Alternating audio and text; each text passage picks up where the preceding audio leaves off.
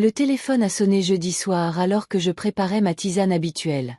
Le son subtil du vieil appareil que je m'étais obstinément refusé à remplacer par un modèle moderne a percé le silence de mon salon. J'ai posé la bouilloire et, m'essuyant les mains sur mon tablier, je me suis dirigée vers le téléphone posé sur la petite table près de la fenêtre. « Alice, tu m'entends ?» La voix de Béatrice semblait étrange, tendue et plus basse que d'habitude, comme si elle parlait avec la main devant le combiné. « B, qu'est-ce qui ne va pas ?» ai-je demandé instantanément, décelant une note d'alarme. « Ils sont encore là », a-t-elle chuchoté.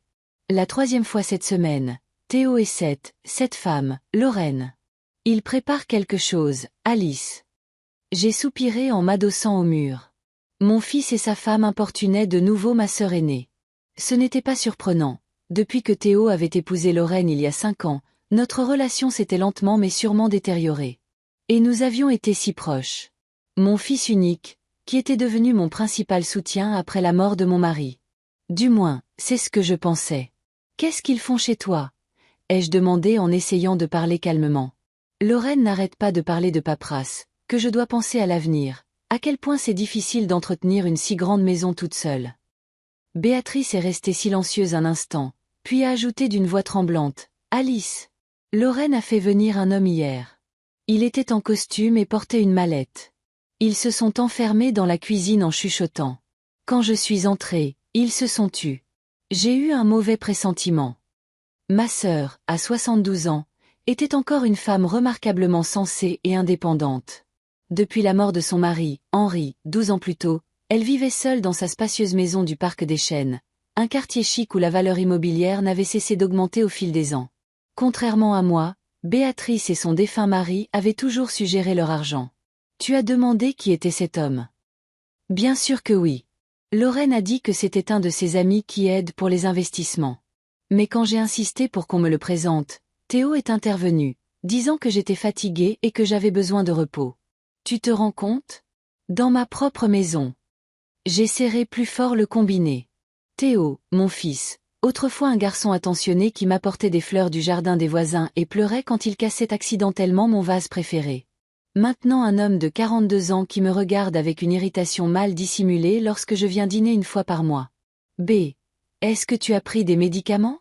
Peut-être que Lorraine t'a donné quelque chose. Pour qui me prends-tu ? S'est indignée ma sœur. J'ai toute ma tête. Et non, je n'ai rien pris. Mais il me semble. Elle a baissé la voix jusqu'à un murmure. Je crois qu'ils mettent quelque chose dans la nourriture. Hier, après le thé que Lorraine a préparé, je me suis sentie bizarre. J'avais des vertiges. Un frisson m'a parcouru l'échine. J'ai regardé par la fenêtre le ciel sombre du soir, éclairé par les lumières des maisons voisines. Villeneuve, où je vivais, était à un peu plus de 3 heures de route du Parc des Chênes. J'arrive, ai-je dit fermement. Demain matin. Ne signe aucun papier. Tu m'entends ? Peu importe ce qu'ils disent. D'accord. La voix de Béatrice tremblait légèrement. Mais, ne dis pas à Théo que tu viens. S'il te plaît. Après nous être dit au revoir, je suis restée assise longtemps dans mon fauteuil, à regarder monter refroidir. Mes pensées étaient confuses. Peut-être que Béatrice exagérait. Elle était devenue plus méfiante ces dernières années, surtout après un léger AVC au printemps dernier. Mais quelque chose me disait que cette fois, ses craintes n'étaient pas sans fondement. J'ai sorti une vieille valise du placard et j'ai commencé à faire mes bagages. 1 heure plus tard, j'ai appelé ma voisine, Patricia, pour lui demander de surveiller la maison et d'arroser les fleurs. À 67 ans, il ne me restait plus beaucoup d'amis à Villeneuve. Après la mort de Robert, mon mari, mon cercle social s'était réduit à quelques voisins et anciens collègues de l'école où j'avais enseigné la géographie pendant 30 ans. Le sommeil, cette nuit-là, ne fut pas facile. Je me suis retournée sans cesse, me rappelant comment Théo avait changé depuis son mariage. Lorraine, de son nom de jeune fille pétibonne, maintenant Bramble, était entrée dans sa vie quand il avait 37 ans. Elle travaillait dans la même agence d'assurance, avait 8 ans de moins et, comme il s'est avéré plus tard, avait divorcé 2 fois. Il y avait quelque chose chez cette femme qui m'avait alarmée dès le début. Son regard trop attentif lorsque Théo parlait de nos finances familiales, son intérêt excessif pour ma maison et mes économies. Je me soucie juste de l'avenir de notre famille, disait-elle avec un sourire qui n'atteignait pas ses yeux. Ma maison était traitée avec un dédain à peine dissimulé par Lorraine. C'est plutôt coquet, avait-elle dit lors de sa première visite, en balayant du regard mon modeste salon. Et quand elle a entendu parler de la maison de Béatrice au Parc des Chênes, ses yeux se sont illuminés d'un éclat particulier. Le matin, j'ai chargé ma valise dans ma vieille Peugeot et j'ai pris la route. La journée était claire, ensoleillée, mais fraîche. Un mois d'octobre typique dans notre région. La route m'était familière. Combien de fois avais-je fait ce trajet pour rendre visite à Béatrice au fil des ans, surtout après son AVC. Nous avions toujours été proches, malgré nos 5 ans d'écart. Il y avait eu un froid entre nous dans notre jeunesse, à propos d'un garçon, comme c'est souvent le cas entre sœurs. Mais le temps avait effacé le ressentiment, ne laissant que de l'affection chaleureuse et des souvenirs partagés. En arrivant au Parc des Chênes vers midi, je me suis dirigée directement vers la maison de Béatrice. Le quartier était toujours aussi élégant. Des pelouses impeccables, des chênes majestueux, de belles demeures construites dans les années entre 30 et 40. La maison de ma sœur, à 2 étages avec des colonnes blanches et une large véranda, se démarquait même de celle des voisins. Henri, le mari de Béatrice, avait été un conseiller en investissement prospère et lui avait laissé un héritage considérable. En me garant, j'ai été surprise de voir une Lexus argentée inconnue dans l'allée. Mon cœur s'est serré d'inquiétude. Arrivée à la porte, j'ai sonné, m'attendant à voir ma sœur. Mais c'est Lorraine qui a ouvert. « Alice !» s'est-elle exclamée avec une surprise feinte. « Quelle surprise ! Nous ne vous attendions pas. » Elle se tenait sur le seuil, en maîtresse de maison, vêtue d'une élégante robe beige et de chaussures à talons. Ses cheveux bruns étaient relevés en un chignon à la mode, et elle arborait ce sourire qui ne m'avait jamais semblé sincère. « Je suis venue voir Béatrice », ai-je dit en essayant de rester calme. « Est-elle à la maison ?» Lorraine a marqué une pause, comme si elle réfléchissait à la réponse. « Entrez, bien sûr », a-t-elle finalement dit en s'écartant. « Nous devons parler. » Je suis entrée dans le hall spacieux, remarquant les petits changements dans l'intérieur. De nouveaux coussins sur le canapé, un vase différent sur la table, la réorganisation des photos, ces petites choses que l'on remarque habituellement quand on connaît bien une maison. « Où est Béatrice ?» ai-je répété, sans enlever mon manteau. « Alice, ma chère. » Lorraine a désigné le salon. « Asseyons-nous. Théo sera bientôt de retour. Il est parti faire les courses. » Son ton, condescendant et faussement attentionné, m'a tendu encore plus. J'ai demandé où était ma sœur. Ma voix est devenue plus ferme. Lorraine a soupiré, son visage prenant une expression de triste préoccupation. Béatrice est dans un bon endroit maintenant, où des professionnels s'occupent d'elle. Après le dernier épisode, Théo et moi avons décidé qu'elle avait besoin de soins constants. Épisode ? Quel épisode ? J'ai senti le sang me monter au visage. De quoi parlez-vous ? Elle ne vous a pas raconté. Lorraine a secoué la tête avec une sympathie feinte. Il y a 3 jours, Béatrice a eu une crise de nerfs. Elle a oublié qui elle était, où elle était, a commencé à nous accuser de lui voler ses affaires. Nous avons appelé un médecin et il a recommandé un établissement spécialisé. J'ai secoué la tête, incrédule. Béatrice m'avait appelé la nuit dernière. Elle allait parfaitement bien, était parfaitement saine d'esprit. Une lueur de confusion a traversé le visage de Lorraine, mais elle s'est vite reprise. C'est une partie du problème, Alice. Elle a des intervalles de lucidité où elle semble normale, mais ensuite...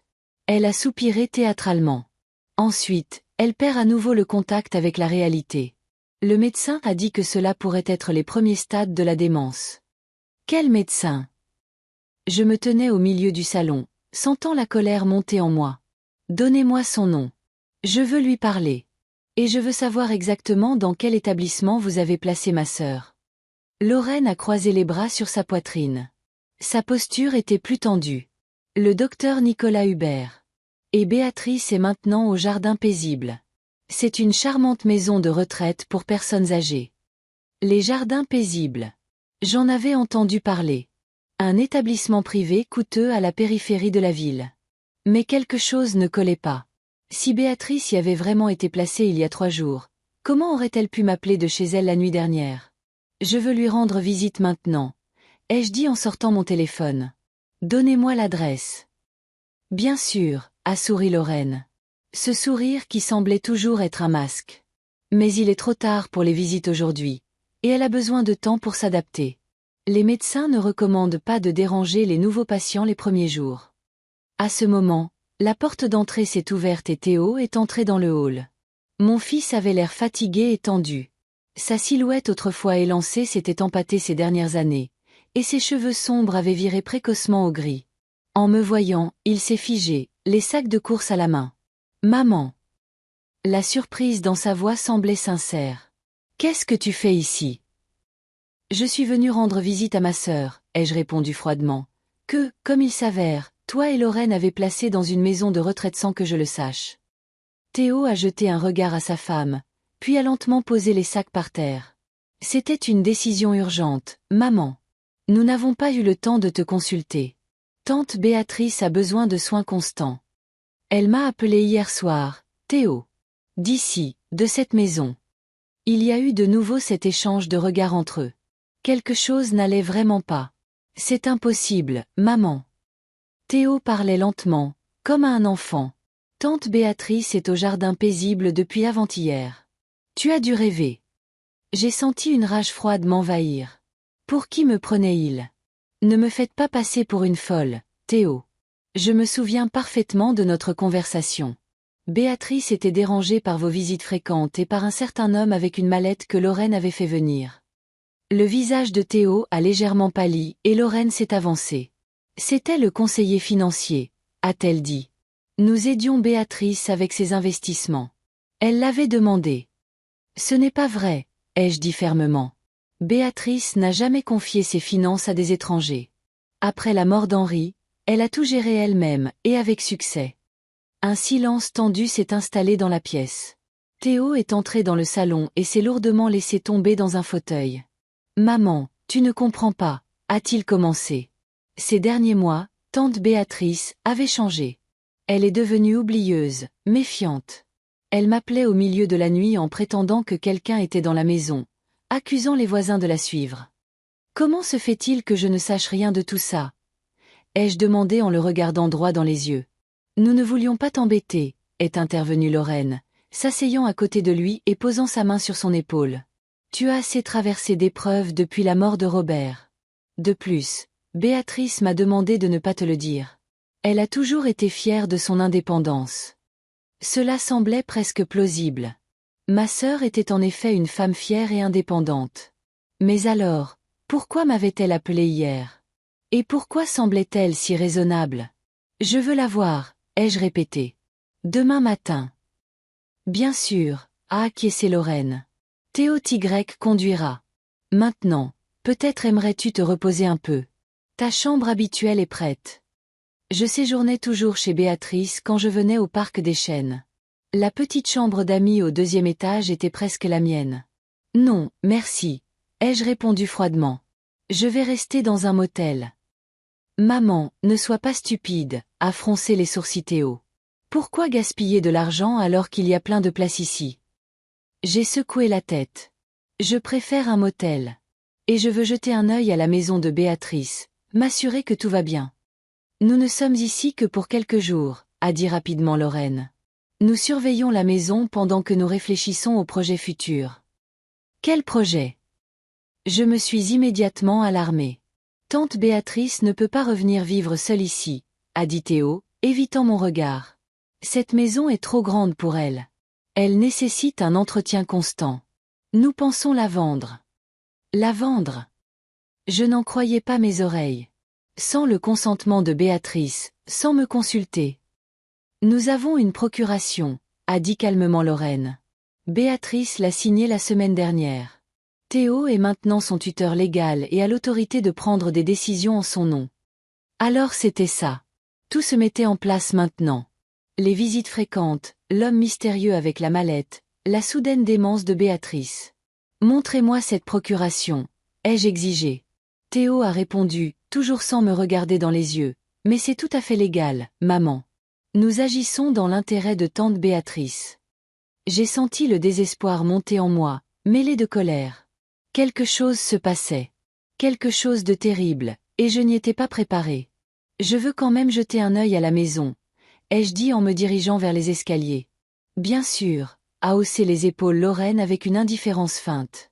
Fais comme chez toi. Je suis montée à l'étage et je suis entrée dans la chambre de Béatrice. La pièce semblait intacte. Les mêmes photos sur la table de chevet. Le même vieux plaid sur le fauteuil près de la fenêtre. Mais quelque chose clochait. J'ai ouvert le placard. La moitié de ses affaires avait disparu. Son parfum et ses crèmes préférées n'étaient plus dans la salle de bain.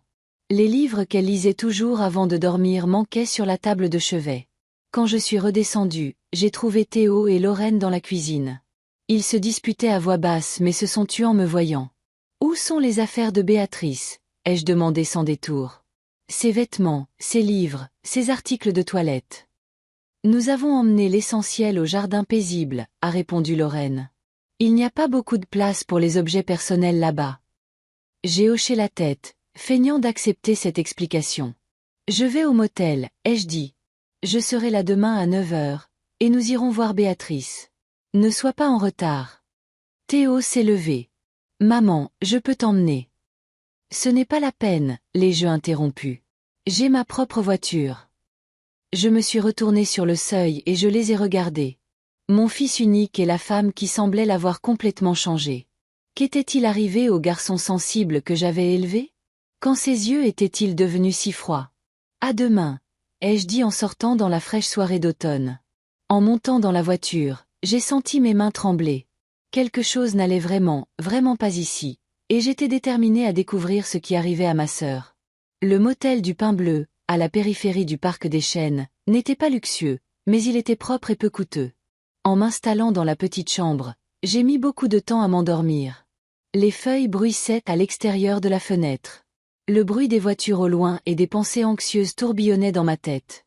Béatrice n'aurait pas pu m'appeler de la maison de retraite en faisant semblant de m'appeler de sa propre maison. Donc, Théo et Lorraine mentaient. Mais pourquoi? Et où se trouvait réellement ma sœur? Je me suis réveillée ce matin-là, déterminée à le découvrir par moi-même. Après un petit déjeuner rapide à la cafétéria du motel, j'ai ouvert l'annuaire téléphonique que j'avais trouvé sur la table de chevet. Les jardins paisibles existaient bien. C'était un établissement respectable pour personnes âgées à l'ouest de la ville. J'ai composé le numéro indiqué. « Bonjour, les jardins paisibles. Comment puis-je vous aider ?» a répondu une voix féminine agréable. « Bonjour. » J'ai essayé de parler calmement. « Je m'appelle Alice Bramble. Je voudrais avoir des nouvelles de ma sœur, Béatrice Calhoun. Elle était censée vous rejoindre il y a quelques jours. » Il y a eu une pause, le bruit des touches de clavier. « Oui, Madame Calhoun a bien été admise. Que puis-je faire pour vous ?» Mon cœur s'est serré. Alors, Béatrice était vraiment là. Mais comment avait-elle pu m'appeler? J'aimerais lui rendre visite aujourd'hui. À quelle heure est-ce possible? Un instant. Je vérifie. Pause à nouveau, puis, je suis désolée, mais le dossier de votre sœur indique que les visites ne sont autorisées qu'à son tuteur légal, Monsieur Théo Bramble, et aux personnes approuvées par lui. J'ai senti le sang me monter au visage. Je suis sa propre sœur. Nous avons toujours été proches. Je comprends, madame, mais ce sont les règles. Nous devons suivre les instructions du tuteur. Puis-je au moins lui parler au téléphone? Je crains que non.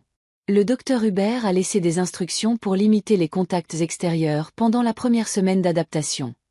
Ce docteur Hubert revenait encore dans la conversation. Je me suis demandé s'il existait vraiment. Puis-je parler au docteur Hubert? Le docteur Hubert est présent les mardis et jeudis. Aujourd'hui, nous sommes lundi et il n'est pas là. J'ai remercié la femme et j'ai raccroché. Donc, Béatrice était bien au jardin paisible, mais cela n'expliquait pas comment elle avait pu m'appeler de sa maison le jeudi soir si, selon Théo, elle y avait été placée dès le mercredi. J'ai décidé de passer une dernière fois chez Béatrice avant la visite de Théo. Il était à peine 9 heures et j'avais 1 heure devant moi. Peut-être que là, je trouverais des indices, des documents, quelque chose qui éclaircirait la situation. Me garant au coin de la rue, j'ai approché la maison par le jardin arrière. Béatrice avait toujours une clé de secours cachée dans un petit nain de jardin près du kiosque. J'espérais que Théo et Lorraine n'étaient pas au courant. À mon grand soulagement, la clé était en place. Je suis entrée silencieusement par la porte arrière, entendant l'oreille. La maison était silencieuse. Apparemment, Théo et Lorraine dormaient encore ou étaient déjà sortis. Le premier endroit où je suis allée était le bureau de Béatrice, une petite pièce attenante au salon où elle gardait tous ses papiers importants.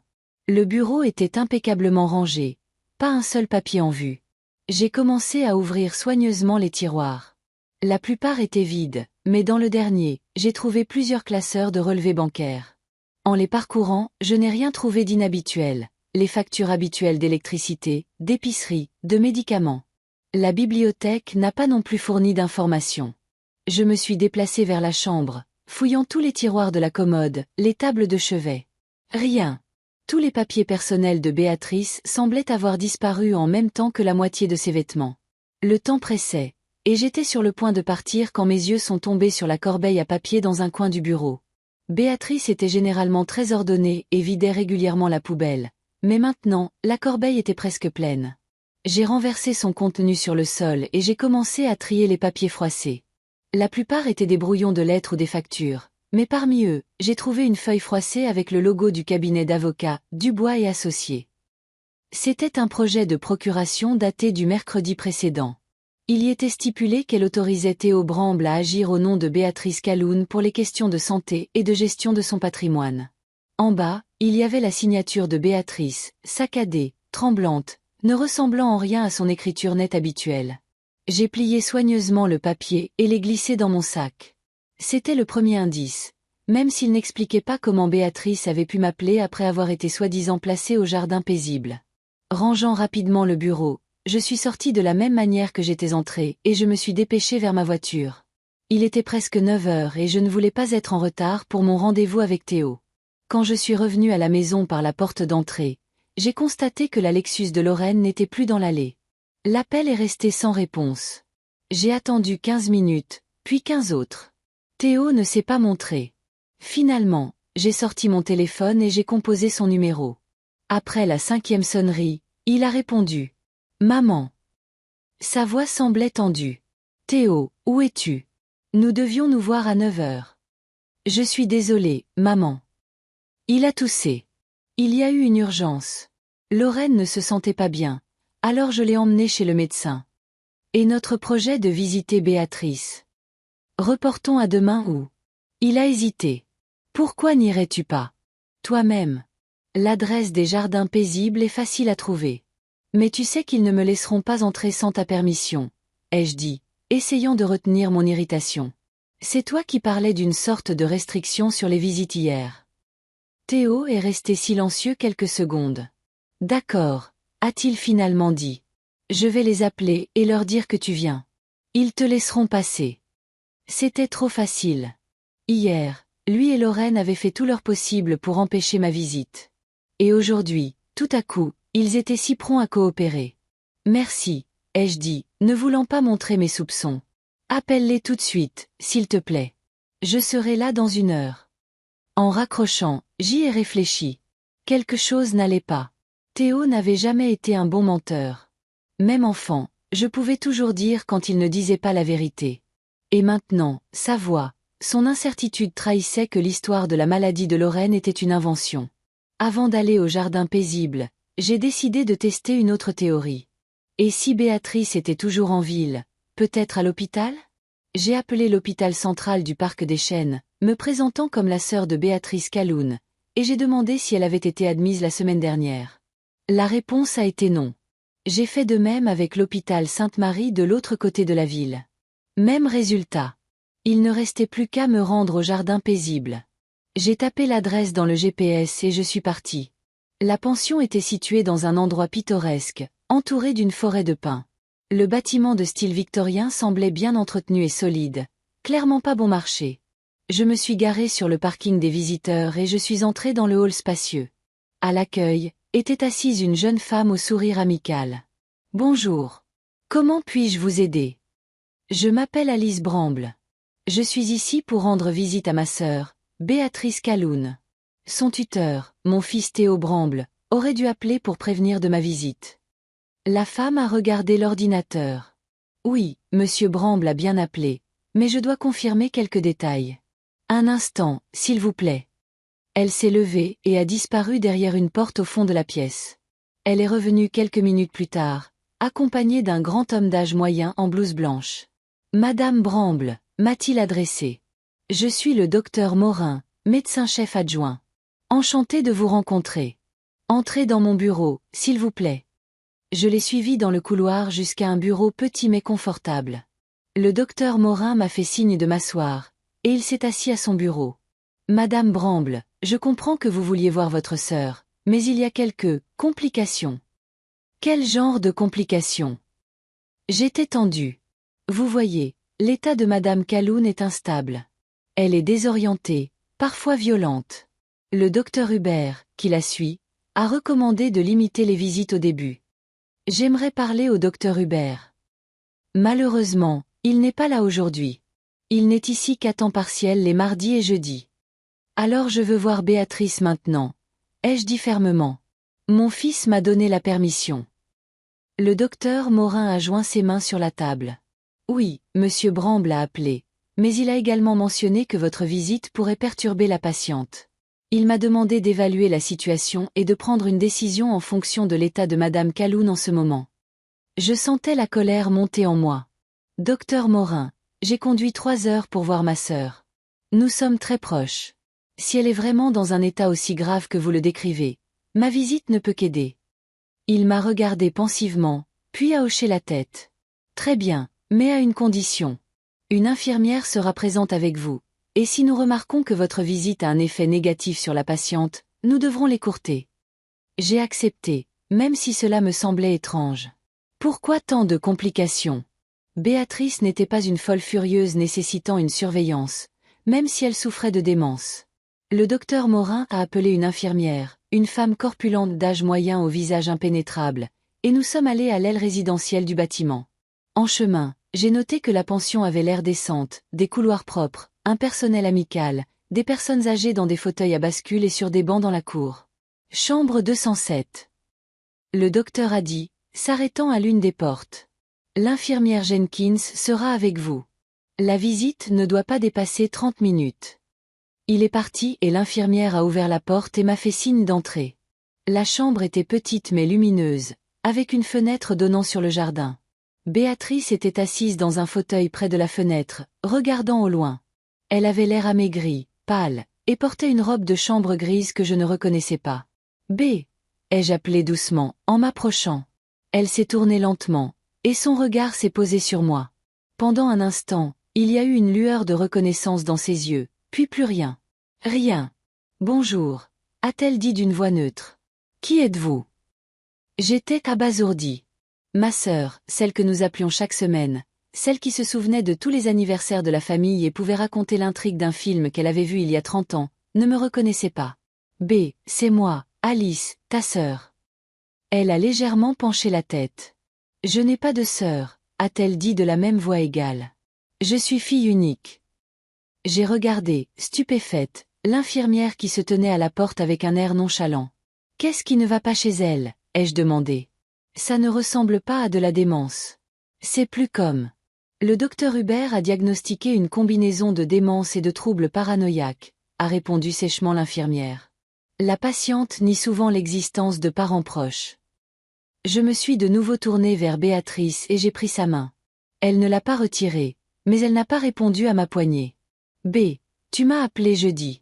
Tu te souviens? Tu as parlé de Théo et Lorraine, de leur visite fréquente, de l'homme avec la mallette. Béatrice m'a regardé sans expression. Je n'ai appelé personne, a-t-elle dit. Il n'y a pas de téléphone ici. Quelque chose était catégoriquement faux ici. C'était Béatrice, et elle lui ressemblait exactement. Les mêmes traits du visage, les mêmes mains avec les doigts noueux caractéristiques. Mais son comportement, son regard, sa voix, tout était étranger. Madame Calhoun a besoin de repos, est intervenue l'infirmière. Peut-être devriez-vous revenir une autre fois. Non. J'ai secoué la tête. Donnez-moi juste quelques minutes de plus. Je me suis agenouillée devant le fauteuil de Béatrice, la regardant droit dans les yeux. B, écoute-moi. C'est moi, Alice. Tu te souviens quand nous allions au lac de cristal quand nous étions enfants? Comment tu m'as appris à nager? Tu te souviens de notre chien Marley qui avait peur des orages et se cachait sous le lit? Le visage de Béatrice n'a pas bougé d'un muscle. Je ne sais pas de quoi vous parlez, a-t-elle dit. Je n'ai jamais eu de chien. Je ne sais pas nager. C'était un mensonge. Béatrice était une excellente nageuse et avait toujours aimé les chiens. Elle avait eu un labrador nommé Barney 5 ans avant son mariage.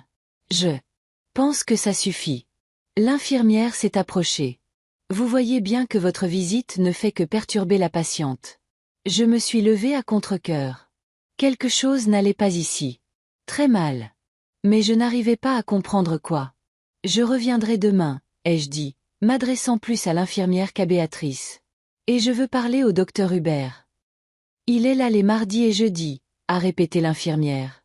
Demain, c'est mardi, mais vous devrez prendre rendez-vous. J'ai jeté un dernier regard à ma sœur. Elle regardait de nouveau par la fenêtre, comme si elle était indifférente à ma présence. En quittant la chambre, je me suis dirigée vers la sortie, mais je me suis arrêtée à mi-chemin. Dans le couloir, j'ai remarqué un panneau avec les photos du personnel. En m'approchant, j'ai commencé à étudier les visages et les noms. Le docteur Morin était là, le même homme à qui j'avais parlé.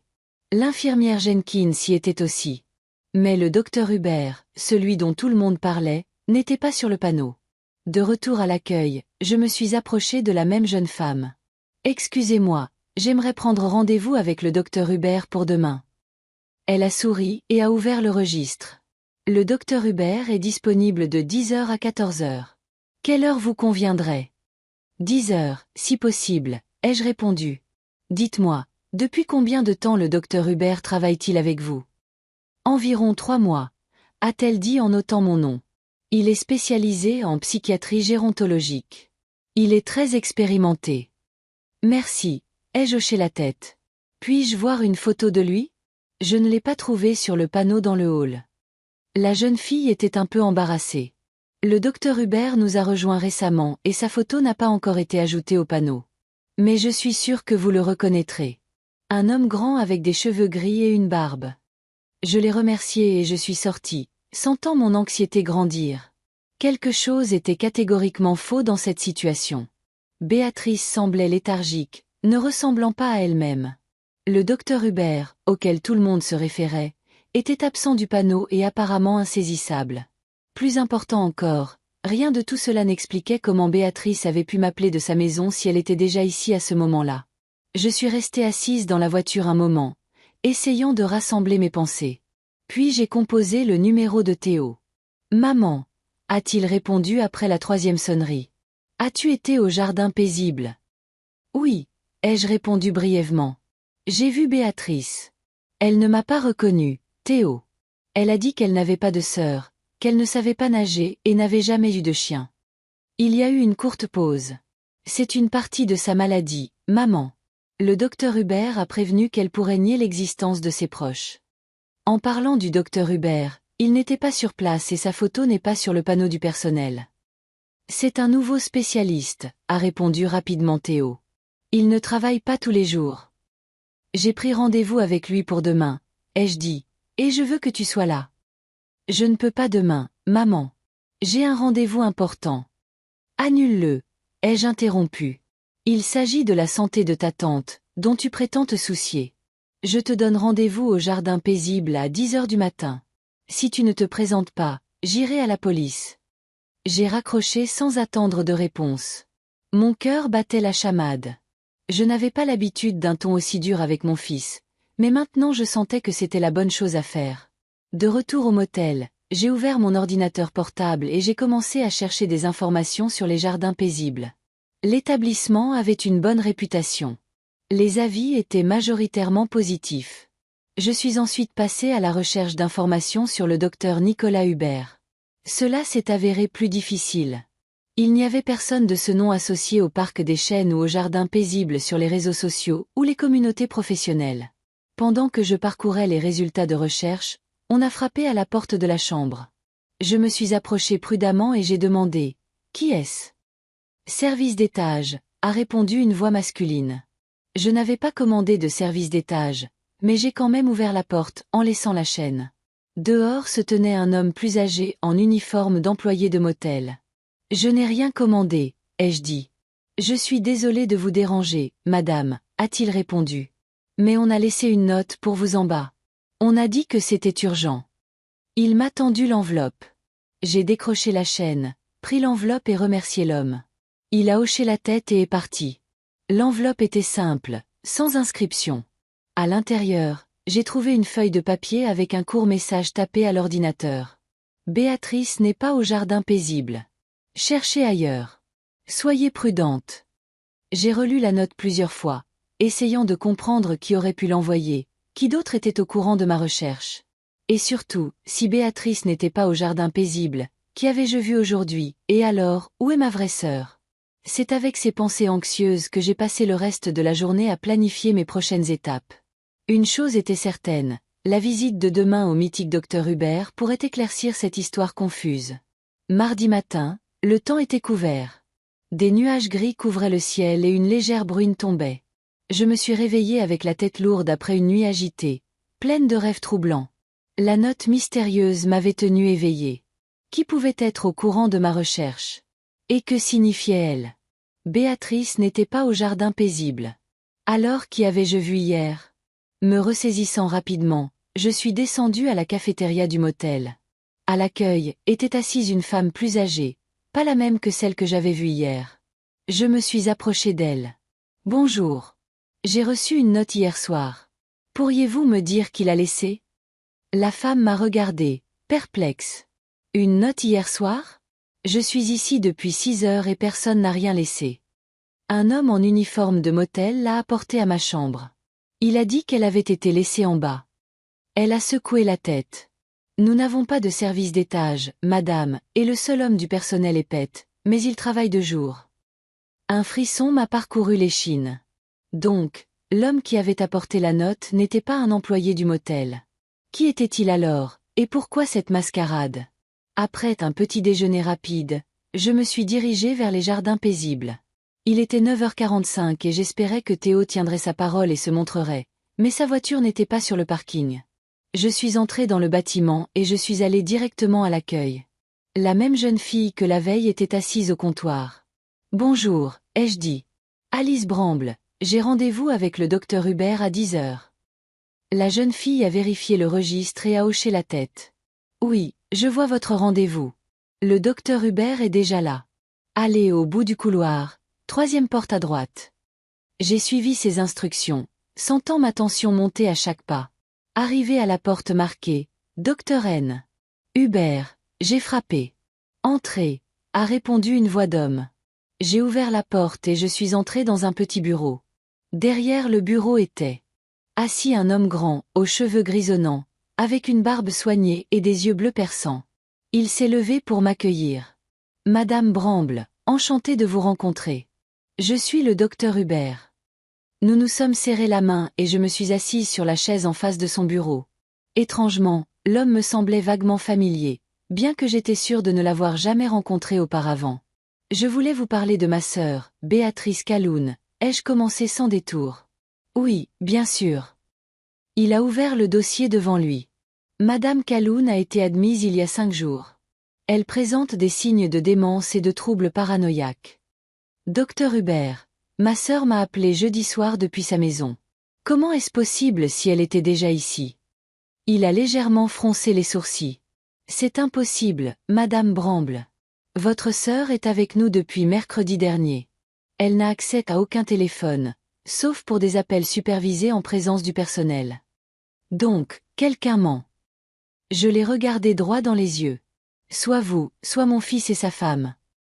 Le docteur Hubert a soutenu mon regard. Je comprends votre inquiétude, mais les faits parlent d'eux-mêmes.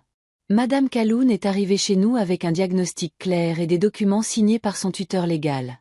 Si vous avez des doutes sur la légalité de ses actions, vous devriez contacter les autorités compétentes. À ce moment, la porte s'est ouverte et Théo est entré dans le bureau. Il avait l'air fatigué et nerveux. Désolé, je suis en retard, a-t-il dit en saluant le docteur Hubert et moi d'un signe de tête. Il y avait des embouteillages. Ce n'est rien, monsieur Bramble, a répondu le médecin. Nous discutions justement de l'état de votre tante. J'ai regardé attentivement mon fils. Théo, je viens de dire au docteur Hubert que Béatrice m'a appelé jeudi soir de chez elle. Comment expliques-tu cela? Théo est devenu visiblement pâle, mais il s'est vite repris. Maman, nous avons déjà parlé de ça. Tante Béatrice n'a pas pu t'appeler. Tu dois te tromper. Je ne me trompe pas, Théo. Je lui ai parlé pendant plus de 10 minutes. Elle me parlait de tes visites avec Lorraine, de l'homme à la mallette que vous aviez fait venir. Théo a jeté un regard rapide au docteur Hubert, qui observait notre conversation avec une expression neutre. Maman, mon fils est tourné vers moi. Veux-tu bien nous laisser seuls quelques minutes avec le docteur? Le docteur Hubert a acquiescé et est sorti du bureau. Dès que la porte s'est refermée derrière lui, Théo s'est tourné vers moi. Maman, arrête, a-t-il dit doucement mais fermement. Tu rends les choses plus difficiles qu'elles ne le sont. Qu'est-ce que je complique, Théo? Découvrir la vérité sur ce qui est arrivé à ma sœur? Il a passé la main dans ses cheveux, un geste que je connaissais depuis son enfance, un signe d'extrême nervosité. Tante Béatrice est malade, mère. Elle a besoin de soins. Lorraine et moi faisons ce qu'il y a de mieux pour tout le monde. Le mieux pour qui? J'ai senti une vague de colère monter en moi. Pour Béatrice, enfermée dans cet endroit contre son gré, ou pour toi et Lorraine, qui avez obtenu le contrôle de sa maison et de son argent. Le visage de Théo s'est assombri. Tu ne comprends pas. Je comprends parfaitement, les jeux interrompus.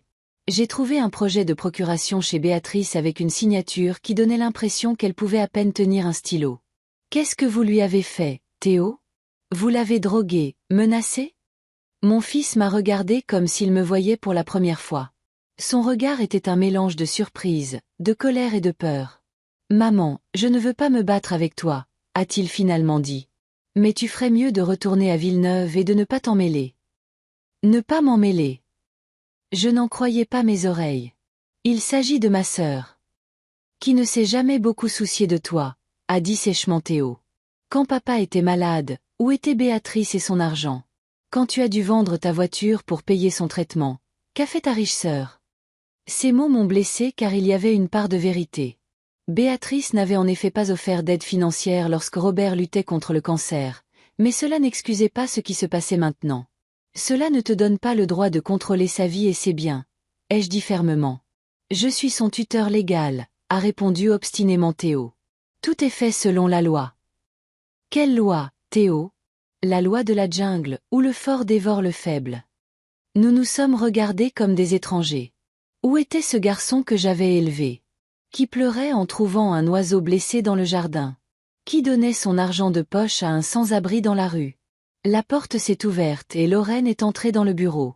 Elle était impeccablement vêtue comme toujours, dans un tailleur bleu marine strict, coiffée, maquillage impeccable. Je savais que je vous trouverais ici, a-t-elle dit, déplaçant son regard de moi à Théo. Chérie, nous avons un rendez-vous avec l'agent immobilier dans 1 heure. Nous devrions y aller. L'agent immobilier. Je l'ai regardé droit dans les yeux. Vous vendez déjà la maison de Béatrice. Lorraine m'a lancé un regard froid. Alice, cela ne vous regarde pas. Théo est le tuteur légal de Béatrice, et il a tout à fait le droit de disposer de ses biens dans son meilleur intérêt. Son meilleur intérêt. J'ai souri amèrement. Ou le vôtre? Maman, arrête, a interrompu Théo. Nous prévoyons en effet de vendre la maison. Elle est trop grande et son entretien coûte cher. L'argent servira à subvenir aux besoins de tante Béatrice ici, au jardin paisible. Je ne crois pas un mot de ce que vous dites, ai-je dit en me levant. Et je n'arrêterai pas tant que je n'aurai pas découvert la vérité. Je parlerai à des avocats, à la police, à n'importe qui. Lorraine s'est approchée de moi, les yeux plissés. Ne nous menacez pas, Alice. Vous ne réussirez qu'à vous attirer des ennuis. Vous n'avez aucune preuve de malversation, mais nous avons des documents officiels et des rapports médicaux sur l'état de Béatrice. Des rapports médicaux. J'ai secoué la tête. De ce mystérieux docteur Hubert, que personne n'avait vu avant votre arrivée. Le docteur Hubert est un spécialiste respecté, a coupé Lorraine. Et il sait ce qu'il fait. Nous nous tenions l'une en face de l'autre comme des duellistes. Je sentais mon cœur battre la chamade, mes mains tremblaient de colère contenue. Je veux revoir Béatrice, ai-je dit. Tout de suite. C'est impossible. Lorraine a secoué la tête. Elle est en plein milieu d'une procédure. De plus, votre visite d'hier ne l'a que perturbée. Le docteur Hubert a dit qu'elle était très agitée après votre départ. Pas surprenant, ai-je rétorqué, surtout que ce n'est peut-être pas du tout Béatrice. Théo et Lorraine ont échangé un regard rapide. De quoi parles-tu? A demandé lentement Théo. J'ai décidé de tenter ma chance et de montrer mes cartes. J'ai des raisons de croire que la femme que j'ai vue hier n'est pas ma sœur. Et j'ai un témoin qui confirmera que Béatrice ne pouvait pas être au jardin paisible jeudi soir. C'était du bluff. Je n'avais aucun témoin. Mais la réaction de Lorraine en valait la peine. Son visage s'est tordu de peur un instant avant qu'elle ne remette son masque de calme. Glacial. C'est absurde, a-t-elle dit. Vous n'êtes plus jeune, Alice, et vous commencez probablement à perdre vous-même le contact avec la réalité. Peut-être devriez-vous aussi vous faire examiner. N'essayez pas de tout renverser, ai-je dit. Je pense clairement, et je n'arrêterai pas tant que je n'aurai pas trouvé Béatrice.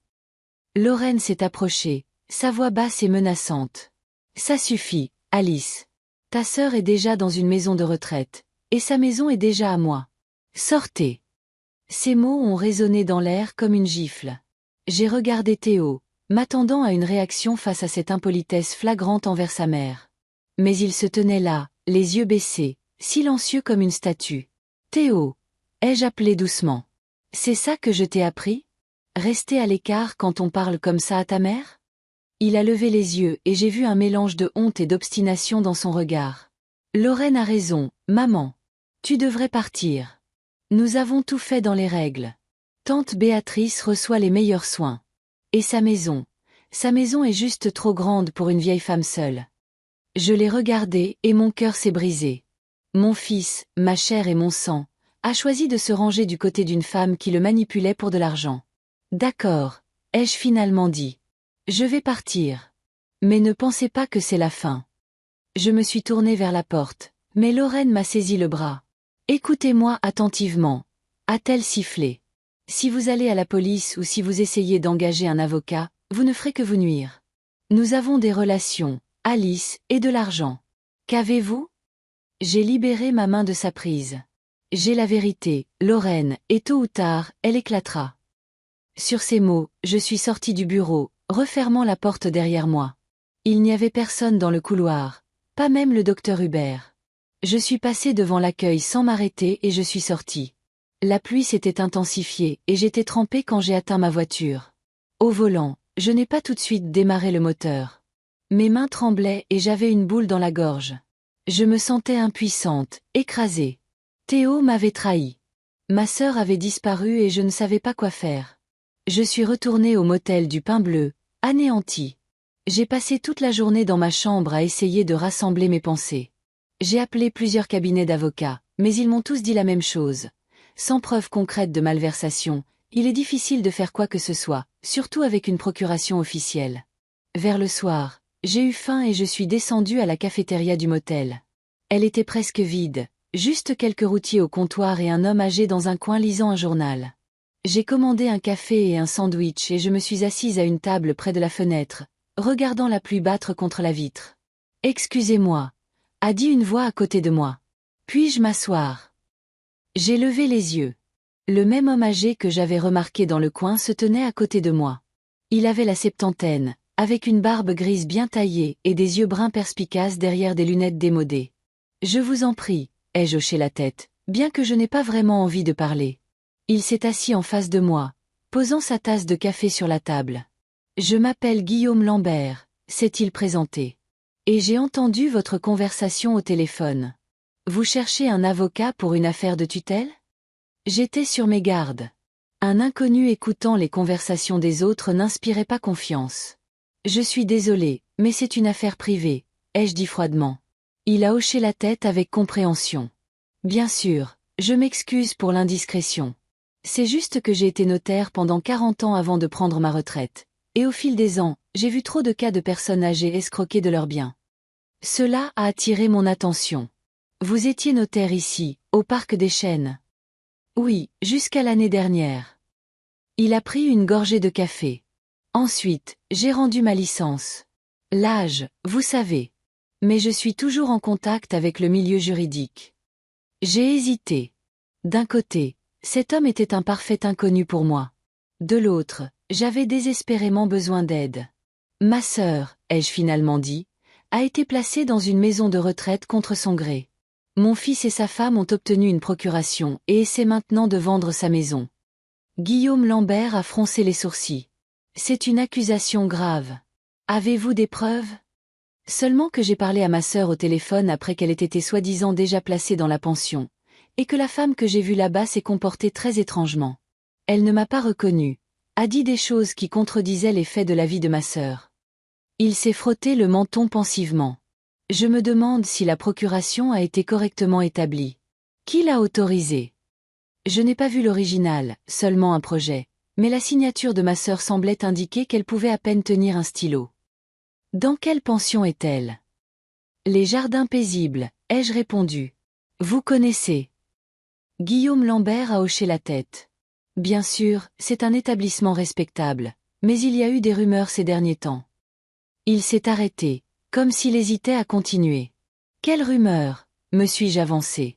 Il y a eu un changement de direction il y a quelques mois. Le nouveau directeur, un docteur Olivier Durand, a fait quelques changements. Depuis lors, plusieurs familles se sont plaintes du comportement étrange de leurs proches après leur admission. Comportement étrange, ai-je interrompu. Des changements de personnalité brusques, des pertes de mémoire, un comportement inhabituel. Il a baissé la voix. Il y a même eu une famille qui a affirmé que la femme qu'on leur montrait lors des visites n'était pas leur mère, mais ils n'ont rien pu prouver. Elle ressemblait beaucoup, et les dossiers médicaux disaient que c'était la même femme. Un frisson m'a parcouru l'échine. Qu'est-il arrivé à cette famille? Autant que je sache, ils ont quitté la ville après la vente de la maison de leur mère. L'histoire officielle était que la femme âgée souffrait de démence et que son fils, en tant que tuteur, avait pris la décision de vendre la propriété pour payer son traitement. Cela ressemblait étrangement à la situation de Béatrice. Monsieur Lambert, les yeux regardaient droit dans les yeux. Pensez-vous qu'il se passe quelque chose d'illégal au Jardin Paisible?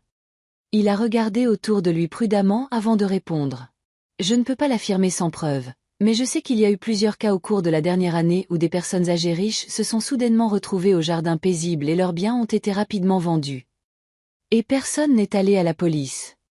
Si, bien sûr, mais sans preuve concrète, la police ne peut pas faire grand-chose. De plus, le docteur Durand semble avoir des relations au sein de l'administration locale.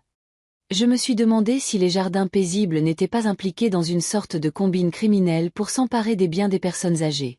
Et si c'était le cas, où était la vraie Béatrice maintenant? Monsieur Lambert, pourriez-vous m'aider? Ai-je demandé. J'ai peu de temps et aucune connaissance dans cette ville. Il a sourié. Ses yeux se sont réchauffés derrière ses lunettes. Je serais heureux de vous aider, Madame Bramble. Alice Bramble. Madame Bramble, je ne pratique plus en tant que notaire, mais j'ai encore quelques connaissances et une certaine expérience dans ce genre d'affaires. Si vous me le permettez, je peux vous aider dans cette situation. Je lui ai tendu la main, et il l'a serrée avec sa paume chaude et sèche. Merci, Monsieur Lambert. Toute l'aide que vous pourrez m'apporter sera grandement appréciée. Appelez-moi Guillaume, s'il vous plaît. Et la première chose que nous devons faire est de savoir si la procuration de votre sœur est légitime. Pour cela, nous aurons besoin d'une copie du document. Mais comment l'obtenir? Théo et Lorraine ne nous en donneront probablement pas une. Guillaume a tapoté ses doigts sur la table pensivement. Toute procuration doit être enregistrée. Nous pouvons demander une copie au palais de justice. Cela prendra du temps, mais c'est la voie légale. J'ai secoué la tête. Nous n'avons peut-être pas ce temps. Lorraine a dit qu'il prévoit déjà de vendre la maison de Béatrice. Alors nous devons agir plus vite. Guillaume a hoché la tête. J'ai un ami au service de la publicité foncière. Il pourrait peut-être nous aider à obtenir une copie plus rapidement. Pour la première fois depuis des jours, j'ai senti une lueur d'espoir. Peut-être qu'avec l'aide de cet homme expérimenté, je pourrais découvrir la vérité et retrouver Béatrice. Merci, Guillaume, ai-je dit sincèrement. Vous ne savez pas à quel point cela compte pour moi. Il a légèrement penché la tête. Ne me remerciez pas trop vite. Nous ne savons pas encore à quoi nous sommes confrontés. Mais une chose est sûre, si vos soupçons sont fondés et qu'il se passe quelque chose d'illégal au Jardin Paisible, nous devons être très prudents. Des gens capables de telles machinations ne reculeront devant rien pour protéger leurs intérêts. Ces paroles m'ont dégrisé. Je me suis souvenu de la note étrange, du mystérieux employé de motel, de l'insaisissable docteur Hubert. Dans quoi m'étais-je fourré? Et plus important encore, Guillaume et moi pourrions-nous retrouver Béatrice avant qu'il ne soit trop tard? La semaine suivante passa comme un tourbillon. Guillaume et moi travaillions presque sans relâche, essayant de recueillir des informations sur les jardins paisibles et de retrouver Béatrice. Chaque matin, nous nous retrouvions à la cafétéria du motel, discutions de notre plan d'action pour la journée, et le soir, nous échangions nos découvertes. Guillaume s'est avéré être un allié inestimable. Malgré son âge, 72 ans, il avait un esprit vif, de nombreuses relations en ville et une énergie surprenante. Grâce à une de ses connaissances au service de l'enregistrement, nous avions obtenu une copie de la procuration établie au nom de Théo pour Béatrice. Le document semblait juridiquement impeccable, formulation correcte, toutes les signatures nécessaires, y compris celle d'un notaire, un certain Richard Perrin. Vous connaissez ce Perrin? Ai-je demandé à Guillaume alors que nous étudions le document dans ma chambre. Guillaume a secoué la tête. Je n'ai jamais entendu parler de lui, et je connais presque tous les notaires de la région. Vérifions sa licence. Il s'est avéré que Richard Perrin avait obtenu sa licence de notaire il y a seulement 3 mois. Cela coïncidait avec ce que Guillaume m'avait dit sur le changement de direction au jardin paisible. C'est suspect, a observé Guillaume. Un nouveau notaire, un nouveau directeur de la pension. Il y a trop de coïncidences. Nous avons également découvert qu'au cours des 2 derniers mois, 3 propriétés appartenant à des personnes âgées séjournant maintenant au jardin paisible avaient été mises en vente, et toutes les procurations étaient certifiées par le même Richard Perrin. Parallèlement à cette enquête, nous essayions de retrouver Béatrice. J'étais certaine que la femme que j'avais vue au jardin paisible n'était pas ma sœur, malgré la ressemblance. Nous avons vérifié chaque hôpital, clinique privée et maison de retraite dans un rayon de 80 km, mais en vain. Le 4e jour de notre recherche, il y a eu une percée inattendue. Guillaume a rencontré un de ses vieux amis, un ancien officier de police, et ce dernier lui a parlé d'un incident étrange survenu il y a environ 2 semaines. Une voiture de patrouille avait arrêté une voiture pour excès de vitesse sur une route menant du parc des Chênes à un département voisin. Au volant se trouvait un jeune homme visiblement nerveux. À l'arrière, il y avait une femme âgée qui a essayé de dire quelque chose au policier. Mais le jeune homme a prétendu que c'était sa grand-mère qui souffrait de démence et qui l'emmenait dans une clinique spécialisée. Le policier a dressé une contravention pour excès de vitesse et les a laissés partir. La description de la femme âgée correspond à celle de Béatrice, a dit Guillaume. Et la direction. Il n'y a qu'un seul endroit dans ce département où une personne âgée pourrait être placée, la clinique psychiatrique privée de la Forêt des Pins. Le lendemain, nous nous y sommes rendus. La clinique était située dans un endroit pittoresque, loin de la ville, entourée de forêts. La sécurité à l'entrée était sérieuse. Une barrière, des caméras de surveillance, un gardien vérifiant les documents. Comment allons-nous entrer? Ai-je demandé alors que nous nous étions garés sur le bord de la route, non loin de la grille. J'ai une idée, a répondu Guillaume. Mais nous allons avoir besoin d'aide. Il a sorti son téléphone portable et a passé quelques appels. Ce soir-là, nous avons rencontré son ami, le docteur Allen, un ancien psychiatre qui avait toujours une licence valide. Si votre sœur est vraiment là, a dit le docteur Allen, je peux essayer d'y accéder en tant que professionnel consultant. Mais j'aurais besoin d'une raison officielle. Disons que vous avez été invité pour un 2e avis sur son diagnostic, a suggéré Guillaume. Et qui m'a invité? A haussé un sourcil le docteur Allen. Son tuteur, a répondu Guillaume. Nous avons une copie de la procuration qui désigne Théo Bramble comme tuteur légal de Béatrice Calhoun. Si les gardes ou l'administration veulent vérifier, ils pourront le confirmer. C'était un plan risqué, mais nous n'avions pas d'autre option. Le lendemain matin, le docteur Allen est parti pour la clinique de la Forêt des Pins, et Guillaume et moi attendions dans une voiture à proximité, vérifiant nerveusement nos téléphones toutes les quelques minutes. 2 heures plus tard, le docteur Allen a appelé. Elle est là, a-t-il dit. Chambre 212. Mais elle est lourdement sous sédatif, à peine consciente. Je n'ai pas pu lui parler, mais j'ai regardé son dossier. Il n'y a aucune indication réelle pour une hospitalisation. Elle est détenue ici sous prétexte d'observation pour tendance suicidaire, mais il n'y a aucune preuve objective de cela dans les dossiers. Y a-t-il un moyen de la faire sortir de là? Ai-je demandé, sentant mon cœur battre d'excitation. La seule voie légale passe par les tribunaux, a répondu le docteur Allen. Mais pour cela, il faut des preuves solides de malversation de la part du tuteur, ce que nous n'avons pas encore, a dit sombrement Guillaume. Après cette découverte, nous nous sommes concentrés sur la recherche de preuves contre Théo et Lorraine. Guillaume a contacté un avocat spécialisé dans la protection des droits des personnes âgées, et il a accepté de nous rencontrer. Le principal problème dans ces cas est de prouver que la procuration a été obtenue frauduleusement, a expliqué l'avocat, Simon Dubois, un homme grand et mince au regard perçant. Nous avons besoin de preuves concrètes de pression, de manipulation, ou que Béatrice était incapable au moment de la signature. Et le fait que la femme au jardin paisible ne soit pas la vraie Béatrice, ai-je demandé. Simon a haussé les sourcils. Si c'est vrai, c'est un crime grave, mais c'est extrêmement difficile à prouver sans test génétique ou autre preuve concluante. Nous étions dans une impasse. Nous avions des informations sur le lieu de détention de Béatrice, mais aucun moyen légal de la libérer. Nous avions des soupçons de fraude à la procuration, mais aucune preuve concrète. Le 6e jour de notre enquête, j'ai pris la décision désespérée d'appeler Théo. Nous ne nous étions pas parlé depuis ce jour au jardin paisible, et je ne savais pas comment il réagirait. Maman, j'ai pu entendre la surprise dans sa voix quand il a répondu au téléphone. Théo, nous devons parler, ai-je dit sans détour. Je sais que Béatrice n'est pas au jardin paisible. Elle est à la clinique de la Forêt des Pins et elle est droguée sans raison médicale. Il y a eu une longue pause. Je ne sais pas de quoi tu parles, a-t-il finalement dit, mais je pouvais entendre la note de peur dans sa voix. Théo, écoute-moi. Je sais ce que toi et Lorraine avez fait. Je sais pour la fausse patiente au jardin paisible. Je sais pour le notaire, Richard Perrin, qui a obtenu sa licence il y a 3 mois et a depuis certifié les procurations de 3 personnes âgées dont les maisons sont maintenant en vente. J'en sais assez pour aller à la police. Maman, tu ne comprends pas. Sa voix tremblait. Non, c'est toi qui ne comprends pas. Il s'agit de la liberté et de la vie de ma sœur. Ta tante, qui a toujours été bonne avec toi. Es-tu vraiment prêt à commettre un crime pour de l'argent? C'est Lorraine, a soudainement lâché Théo. C'est elle qui a tout inventé. Elle a rencontré ce docteur Durand et ils ont élaboré un plan. Je ne voulais pas, maman. Je le jure. Mais elle a dit qu'elle me quitterait si je n'aidais pas. J'ai senti la nausée me monter à la gorge. Mon fils, que j'avais élevé avec amour et soin, avait trahi sa famille par peur de perdre la femme qui le manipulait. Théo, il n'est pas trop tard pour réparer ça, ai-je dit.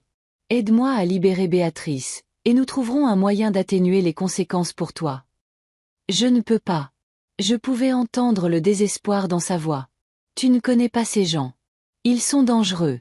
Si je m'oppose à eux, ils quoi, Théo? Ils t'ont menacé? Pas directement, mais le docteur Durand a laissé entendre qu'il connaissait des gens qui peuvent résoudre les problèmes avec des méthodes radicales. J'ai soupiré. C'était pire que je ne le pensais. Théo, écoute. Nous pouvons aller à la police ensemble. Tu leur diras tout ce que tu sais, et tu obtiendras une protection des témoins. Lorraine ne me le pardonnera jamais.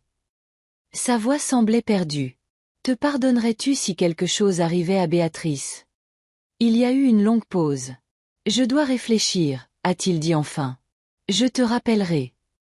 Mais il n'a pas rappelé. Ni ce jour-là, ni le lendemain. J'ai essayé de le contacter à nouveau, mais son téléphone était déconnecté. Le 7e jour, après ma confrontation avec Lorraine et Théo au jardin paisible, alors que Guillaume, l'avocat Simon et moi discutions de la marche à suivre à la cafétéria du motel, quelque chose d'inattendu s'est produit. Un groupe de personnes est entré dans la cafétéria. 2 policiers en uniforme, un homme en costume strict et Lorraine. Elle avait l'air confuse et effrayée. Pas du tout comme la femme sûre d'elle que j'avais vue une semaine plus tôt. Ils se sont dirigés droit vers notre table. Alice Bramble, l'homme en costume s'est approché de moi, me montrant sa carte. Inspecteur Michel Adam, police du Parc des Chênes. Nous devons vous parler de votre sœur, Béatrice Calhoun. J'ai regardé Guillaume et Simon, confuse, puis de nouveau l'inspecteur. Qu'y a-t-il? Nous avons reçu des informations sur de possibles malversations à l'encontre de Madame Calhoun, a répondu l'inspecteur. Madame Lorraine Bramble a accepté de coopérer à l'enquête. Lorraine évitait mon regard, tripotant nerveusement la lanière de son sac à main.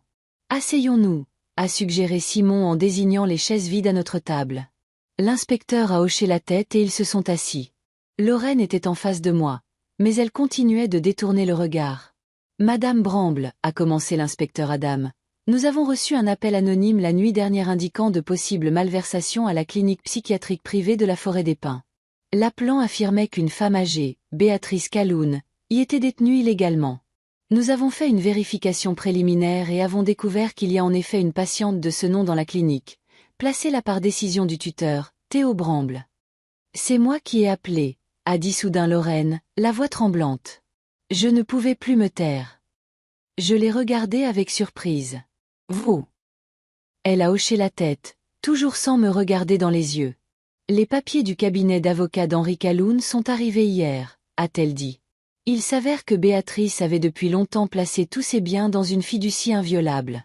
La maison, les investissements, tout. Personne, même avec une procuration, ne peut disposer de ses biens sans son consentement explicite, confirmé par un expert indépendant. Henri a pris soin de sa femme même après sa mort, a dit doucement Guillaume. Mais ce n'est pas tout, a poursuivi Lorraine. Dans le dossier de documents se trouvait une clé USB avec des enregistrements audio. Béatrice enregistrait secrètement nos conversations avec Théo. Toutes les conversations où nous discutions du plan. Et où sont ces enregistrements maintenant? A demandé l'inspecteur Adam. Je les ai avec moi. Lorraine a sorti une clé USB de son sac à main et l'a tendue à l'inspecteur. Tout y est. Comment nous avons prévu d'obtenir la procuration? Comment nous nous sommes arrangés avec le docteur Durand pour la mettre dans la clinique? Comment nous avons discuté de la vente de la maison? Où est Théo? Ai-je demandé, ressentant un étrange mélange de colère, de frustration et de soulagement. Lorraine m'a regardé dans les yeux pour la première fois. Il s'est enfui.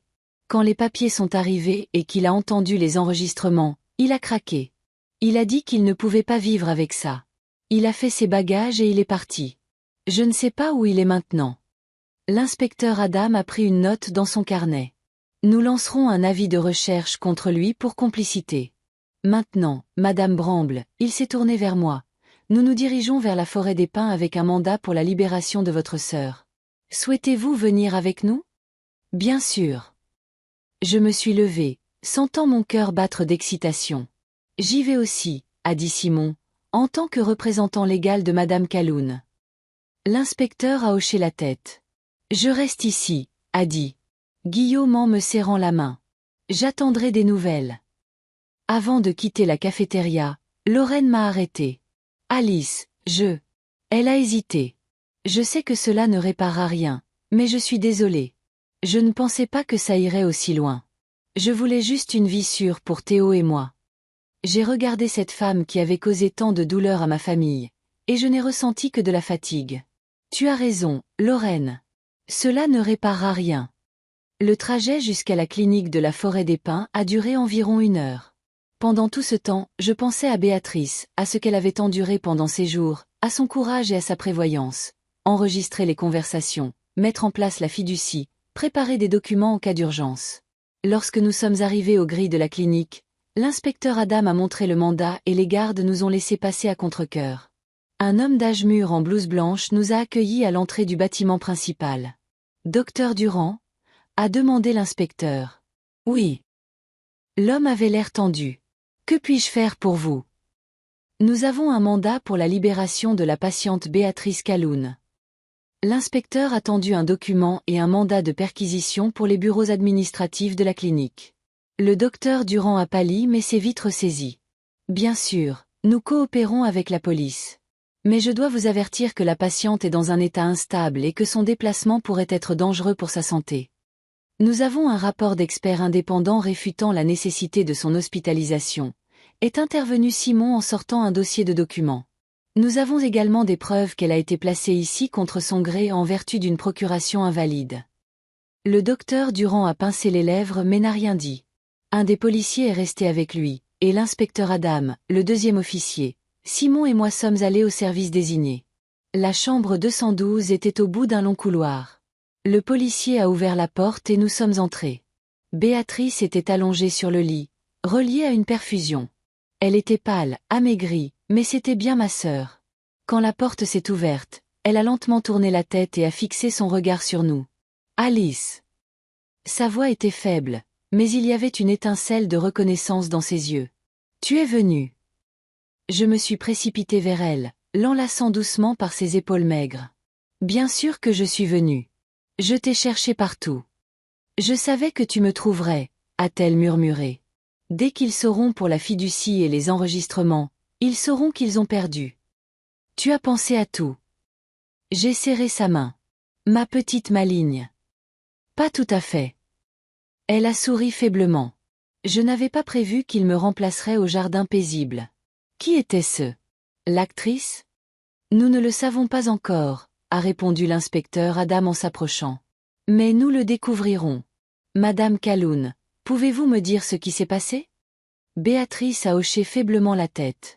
Théo et Lorraine ont commencé à venir me voir souvent après mon petit AVC au printemps. Au début, je pensais qu'ils se souciaient simplement de moi, mais j'ai ensuite remarqué l'intérêt de Lorraine pour mes finances, pour la maison. J'ai commencé à soupçonner quelque chose de louche et j'ai commencé à enregistrer nos conversations. Elle a fait une pause, reprenant ses forces. Un jour, ils ont amené un homme. Ils l'ont présenté comme un conseiller financier, mais les documents qu'il a apportés étaient une procuration. J'ai refusé de signer. Puis, quelques jours plus tard, ils sont revenus et Lorraine m'a offert du thé. Après, je me suis sentie étrange. Je me souviens avoir signé des papiers, puis je me suis réveillée ici. Ils ont mis quelque chose dans votre thé, a acquiescé l'inspecteur. Nous ferons des analyses pour savoir quoi. Et puis j'ai appris par l'infirmière qu'une femme se faisait passer pour moi au jardin paisible, a poursuivi Béatrice. Apparemment, ils avaient trouvé quelqu'un qui me ressemblait et l'avaient placé là pour faire diversion au cas où quelqu'un viendrait me chercher. Comment le cabinet d'avocats a-t-il su qu'il fallait envoyer les documents maintenant? A demandé Simon. J'avais un accord avec mon avocat, a répondu Béatrice. Si je ne le contactais pas pendant plus de 2 semaines, il devait activer le protocole de protection, envoyer les documents de la fiducie, les enregistrements et un avis aux autorités. J'ai regardé ma sœur avec admiration. Même dans son état affaibli, elle conservait sa clarté d'esprit et sa force de caractère. Nous devons vous emmener à l'hôpital pour un examen, a dit l'inspecteur Adam. Et ensuite, nous prendrons une déposition officielle. Béatrice a hoché la tête. Je suis prête à dire tout ce que je sais. Et je veux que ces gens, Durand, Théo, Lorraine, soient punis pour ce qu'ils ont fait, pas seulement à moi, mais à d'autres personnes âgées. Alors que les ambulanciers préparaient Béatrice pour le transport, l'inspecteur Adam m'a pris à part. Madame Bramble, c'est une affaire sérieuse. Les informations préliminaires suggèrent que nous avons affaire à un réseau de crimes organisés visant à s'emparer des biens des personnes âgées. Le docteur Durand, ce notaire Perrin, l'administration des jardins paisibles, ils pourraient tous être impliqués. Et votre fils? Je comprends. J'ai hoché la tête. Théo doit répondre de ses actes, même si cela me fait mal de l'admettre. Son témoignage pourrait aider l'enquête, a dit prudemment l'inspecteur. Si vous savez où il pourrait être. J'ai secoué la tête. Je n'en ai aucune idée. Mais s'il me contacte, je vous le ferai savoir. Quand Béatrice a finalement été emmenée sur un brancard et dans l'ambulance, je me suis assise à côté d'elle et j'ai pris sa main. Tout va bien se passer, ai-je dit. Tu es en sécurité maintenant. Elle a souri faiblement. Je sais. Tu m'as trouvée, Alice. Tu le fais toujours. Sur le chemin de l'hôpital, je pensais à la bataille juridique à venir. Béatrice et moi allions devoir témoigner, assister à des audiences, peut-être affronter Théo au tribunal. Ce ne serait pas facile, mais avec l'aide de Guillaume, Simon et maintenant de la police, nous avions une chance non seulement de rendre à Béatrice sa vie et ses biens, mais aussi d'empêcher ces gens d'escroquer qui que ce soit d'autre. J'ai serré la main de ma sœur, regardant le paysage défiler par la fenêtre. Il y avait une longue route devant nous, mais le premier pas, le plus important, avait été fait. Béatrice était libre, et la justice commençait à être rendue. Les semaines suivantes passèrent dans un tourbillon d'événements. Béatrice passa 5 jours à l'hôpital Sainte-Marie où les médecins la sevrèrent progressivement des sédatifs dont elle avait été droguée à la clinique de la Forêt des Pins. Je suis pratiquement restée à son chevet, observant sa force et sa clarté d'esprit revenir jour après jour. Tu sais, me dit Béatrice le 3e jour, alors que nous étions assises près de la fenêtre de sa chambre, regardant le jardin de l'hôpital. J'étais consciente tout le temps, même quand il pensait que je ne savais pas ce qui se passait. Ça a dû être horrible. J'ai serré sa main. Le pire, c'était l'impuissance, dit-elle en souriant faiblement. Et la pensée que je pourrais mourir. Là-bas et que personne ne connaîtrait jamais la vérité. Comment as-tu su te préparer à l'avance? Ces enregistrements, la fiducie. Béatrice regarda pensivement par la fenêtre. Après mon AVC, j'ai remarqué que l'attitude de Théo et Lorraine avait changé. Ils sont devenus surprotecteurs, trop intéressés par mes affaires. Et puis j'ai entendu Lorraine parler au téléphone à quelqu'un d'une propriété prometteuse au parc des Chênes. Alors, j'ai décidé de prendre mes précautions. J'ai secoué la tête, admirant la prévoyance de ma sœur. Tu as toujours été plus intelligente que moi. Pas plus intelligente, a-t-elle répliqué, juste plus méfiante. Des années de travail avec Henri dans le secteur de l'investissement m'ont appris à toujours avoir un plan B. Pendant que Béatrice se remettait, l'enquête prenait de l'ampleur. Le docteur Olivier Durand, directeur de la clinique de la Forêt des Pins, fut arrêté pour séquestration, fraude et exercice illégal de la médecine. Richard Perrin, le faux notaire qui s'est avéré avoir une fausse licence, fut également arrêté avec lui. La femme qui jouait le rôle de Béatrice au Jardin paisible fut également retrouvée. Il s'agissait d'une actrice d'un théâtre local, Evelyne Laroche, qui affirma avoir été engagée pour une expérience sociale censée tester les réactions du personnel face à un patient atteint de démence. Elle fut payée 5 000 € pour le rôle et reçut des informations détaillées sur Béatrice, y compris des photographies et des faits biographiques de base. Lorraine, qui décida de coopérer avec l'enquête en échange d'une réduction de peine, livra tous les détails du complot. Il s'est avéré qu'elle avait rencontré le docteur Durand lors d'un événement caritatif 8 mois plus tôt, et il lui avait offert une opportunité d'investir dans son avenir. Le stratagème était simple, trouver des personnes âgées possédant des biens immobiliers de valeur, ayant peu de parents ou des liens familiaux faibles. Les manipuler ou les tromper pour obtenir leur tutelle.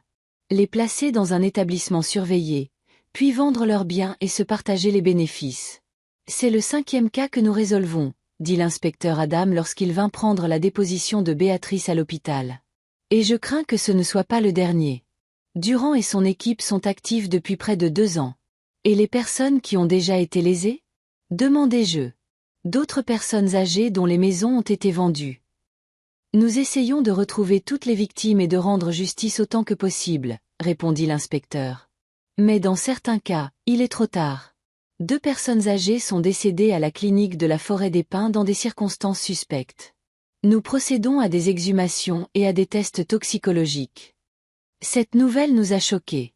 Béatrice aurait pu être la prochaine victime sans sa prévoyance et ma persévérance. Théo fut retrouvé 1 semaine après l'arrestation de Durand. Il louait une chambre de motel dans un département voisin sous un faux nom. Lorsque la police vint le chercher, il ne résista pas et sembla même soulagé. Je reçus un appel du poste de police m'informant que Théo demandait à me voir avant de faire une déclaration formelle. « Vous n'êtes pas obligé de le voir, » dit l'inspecteur Adam. « C'est votre droit de refuser. » J'y ai longtemps réfléchi.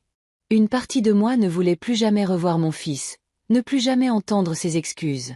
L'autre partie, la partie maternelle obstinée, avait besoin d'une explication, de comprendre comment mon garçon avait pu faire une telle chose. J'irai le voir, décidai-je finalement. Béatrice, qui était déjà rentrée chez elle, me soutint. Tu dois l'écouter, Alice. Pas pour lui, mais pour toi, pour ne pas avoir à te poser des questions plus tard. La rencontre eut lieu au commissariat du Parc des Chênes, dans une petite salle de visite. Quand Théo fut amené, je le reconnus à peine. Il avait beaucoup maigri ces dernières semaines, des cheveux gris parsemaient sa chevelure. Ses yeux, autrefois si vifs et éclatants, semblaient maintenant éteints. « Maman, dit-il doucement, s'asseyant en face de moi à la petite table. Théo, hochai-je la tête, essayant de rester calme. Merci d'être venu. Je n'étais pas sûre. Pourquoi voulais-tu me voir ? L'interrompis-je. Il baissa les yeux, entrelaçant nerveusement ses doigts. Je voulais expliquer. Je voulais que tu comprennes. Qu'est-ce que je suis censé comprendre exactement, Théo ? Comment mon fils a décidé de mettre ma sœur dans un asile et de lui voler sa maison ? C'était entièrement la faute de Lorraine, dit-il rapidement.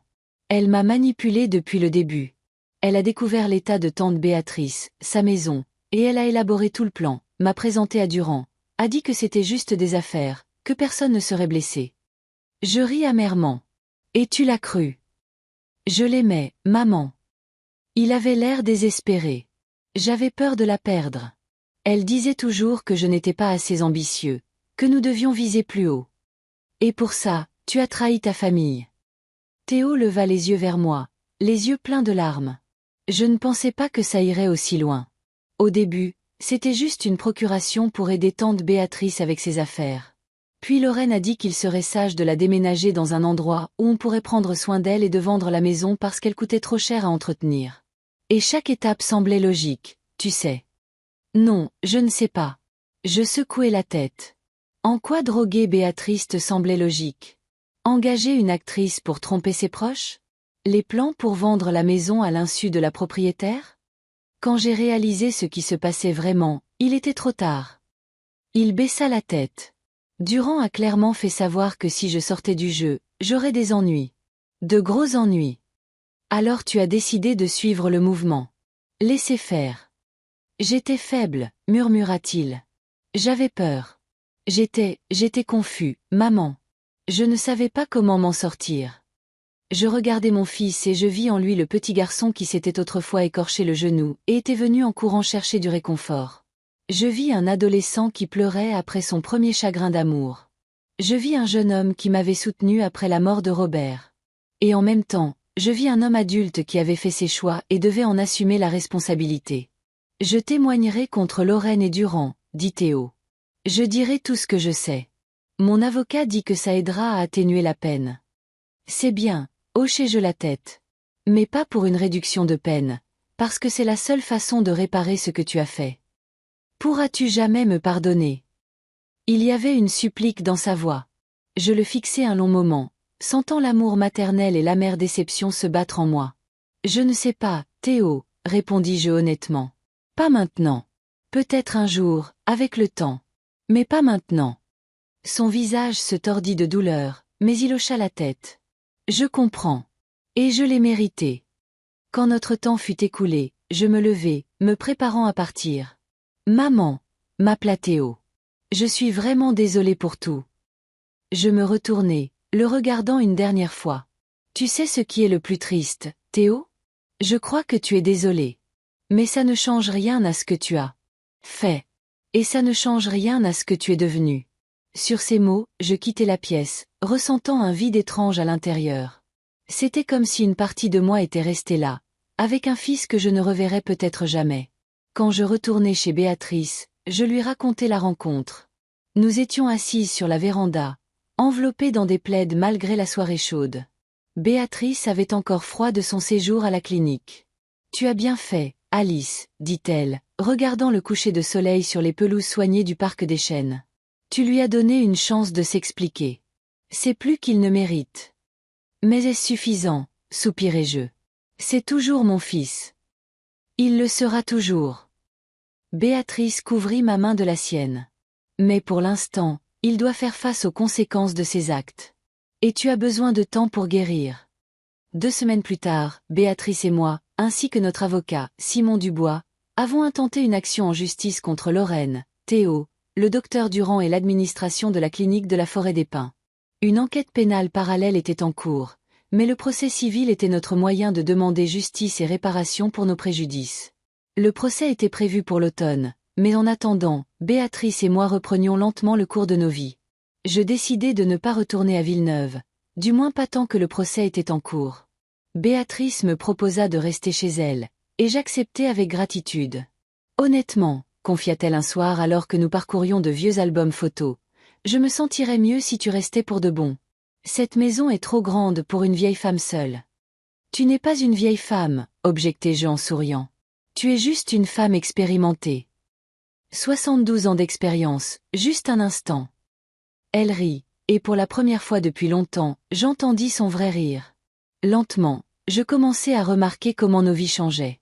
Béatrice et moi, qui n'avions jamais été particulièrement proches dans notre jeunesse, passions maintenant nos journées ensemble à parler, à nous remémorer, parfois à pleurer, parfois à rire. Elle me raconta sa vie avec Henri, les voyages qu'ils avaient faits, les rêves qu'ils avaient réalisés et ceux qui restaient inachevés. Je partageais des souvenirs de Robert, de notre vie modeste mais heureuse, des joies et des difficultés d'élever Théo. Tu sais, dit Béatrice un de ces soirs, j'ai toujours été un peu jalouse de toi. Moi. Je haussai les sourcils de surprise. De quoi? Tu avais un enfant, une famille. Henri et moi avons toujours voulu des enfants, mais ça n'a pas marché. Je pensais qu'une carrière réussie et l'argent compenseraient, mais maintenant je réalise que non. Et moi, j'ai toujours envié ta liberté, avouai-je. Pouvoir voyager, ne pas te soucier de l'argent, vivre dans une si belle maison. Nous nous sommes regardés et avons ri, réalisant l'ironie de la situation. C'est drôle comme la vie remet les choses à leur place, dit Béatrice pensivement. Il a fallu attendre les cheveux gris et un enlèvement pour que nous réalisions à quel point nous étions importantes l'une pour l'autre. L'été se transforma peu à peu en automne. Les feuilles des chênes du jardin de Béatrice devinrent dorées et rouges. Nous fîmes de nombreuses promenades, profitant des chaudes journées de l'été indien, parfois avec Guillaume Lambert, qui devint un bon ami à nous.